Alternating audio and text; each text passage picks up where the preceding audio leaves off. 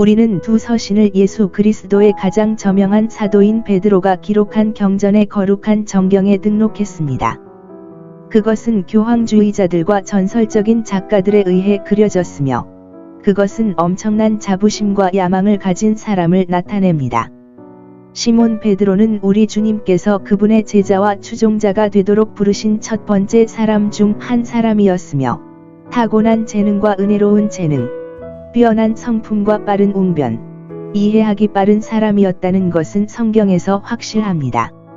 자신의 의무라고 알고 있는 것은 무엇이든 과감하게 실행합니다. 우리 구주께서는 사도들을 부르시고 그들에게 사명을 주셨을 때 그분을 목록의 첫 번째로 지명하셨습니다. 그에 대한 그의 행동으로 그는 그를 12사도 중에서 특별히 좋아하는 사람으로 구별한 것 같다. 그분의 생애 동안과 부활 이후에 그분에 대한 우리 주님의 애정의 많은 사례가 기록되어 있습니다.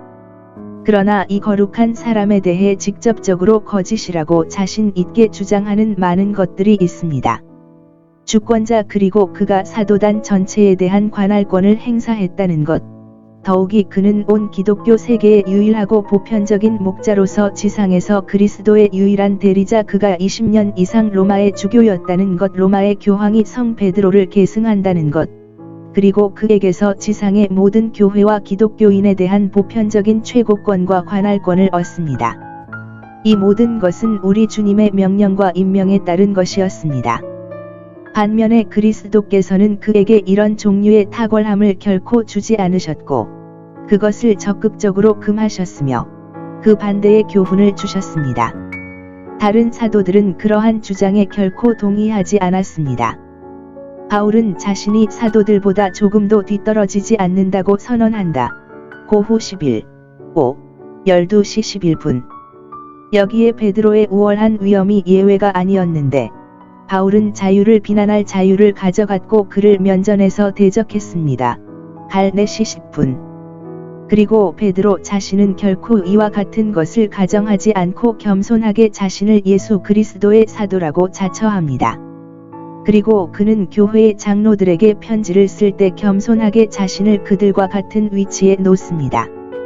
너회 중 장로들인 장로들에게 내가 권하노니 그들도 장로라. 이 첫 번째 서신의 의도는 새로 회심한 유대인들에게 기독교의 교리를 더 충분히 설명하기 위함입니다. 그들로 하여금 거룩한 대화를 하도록 지도하고 설득하여 모든 개인적이고 상대적인 의무를 충실히 수행하게 함으로써 그들 자신의 평화를 확보하고 적들의 비방과 비난을 효과적으로 논박할 것입니다. 고통에 대비하기 위해 이것이 그의 주요 의도인 것 같습니다. 그는 모든 장에서 이러한 취지에 맞는 것을 가지고 있으며 그들에게 닥친 박해와 슬픈 재난이 그들을 이기지 못하고 그리스도로부터 배교하지 않도록 하기 위해 매우 다양한 논증을 통해 그들을 격려합니다. 그리고 복음. 이 서신들 중 어느 것에서도 교황의 정신과 자부심을 의미하는 단어가 한 단어도 없다는 것은 놀라운 일입니다. 저자는 다음과 같이 설명된다. 그의 이름으로 베드로.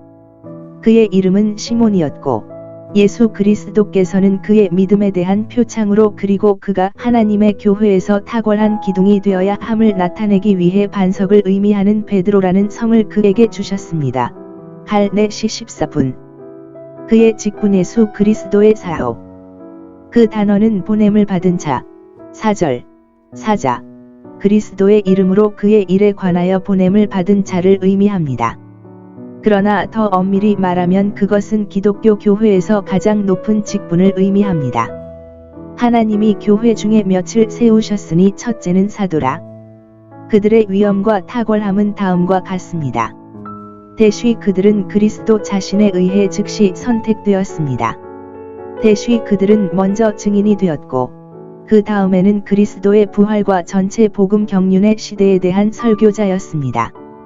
대쉬 그들의 은사는 탁월했고 비범한 그들은 기적을 행하는 능력을 가졌고 항상은 아니지만 그리스도께서 원하실 때 그들은 모든 진리로 인도되었고 예언의 영을 부여받았으며 다른 모든 사람보다 더 큰 권능과 관할권을 가졌습니다. 모든 사도는 모든 교회와 모든 사역자들의 보편적 감독이었습니다.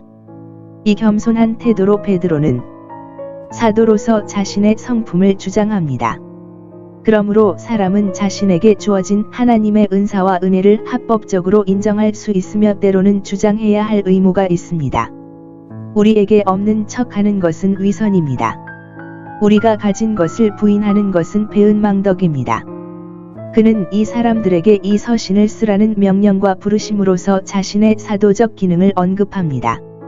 모든 사람, 특히 사역자들이 그들의 사업에 대한 하나님의 부르심과 보증을 잘 고려하는 것이 중요하다는 점에 유의하십시오. 이것은 다른 사람들에게 그들을 정당화할 것입니다. 이 서신을 받은 사람들과 그들이 묘사된 사람들은 그들의 외적 조건에 따라 대쉬 본도, 갈라디아 등에 흩어져 있는 이방인.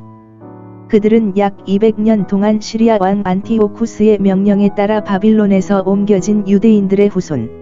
프리도 박사의 생각대로 인주로 유대인들이었다. 그리스도께서 오시기 전에 소아시아의 도시들에 두었습니다. 우리의 사도가 그들 가운데 있었고 그들을 개종시켰고 할례의 사도가 되었으며 그 후에 유대 민족의 무리가 거주했던 바빌론에서 그들에게 이 편지를 썼을 가능성이 큽니다. 현재 그들의 환경은 가난하고 괴로움을 당하고 있었습니다. 하나님의 가장 훌륭한 종들도 시대와 섭리의 고난으로 인해 흩어지고 고국을 떠나도록 강요당할 수 있습니다. 세상이 감당치 못한 자들이 산에서 방황하게 되었으며 땅의 굴과 동굴에서 우리는 흩어진 박해받는 하나님의 종들에게 특별한 관심을 가져야 합니다. 이것들은 이 사도의 특별한 관심과 연민의 대상이었습니다. 우리는 성도들의 탁월함과 필요성에 대한 우리의 관심을 균형 있게 여겨야 합니다. 선한 사람의 가치는 현재의 외적 조건으로 평가되어서는 안 된다. 여기에는 하나님의 사랑을 받는 뛰어난 사람들이 있었지만 세상에서 흩어지고 가난한 나그네였습니다. 하나님의 눈은 흩어져 있는 그들 위에 있었고 사도는 그들의 지시와 위로를 위해 그들에게 편지를 보내는데 조심스러웠습니다. 우리는 성도들의 탁월함과 필요성에 대한 우리의 관심을 균형 있게 여겨야 합니다.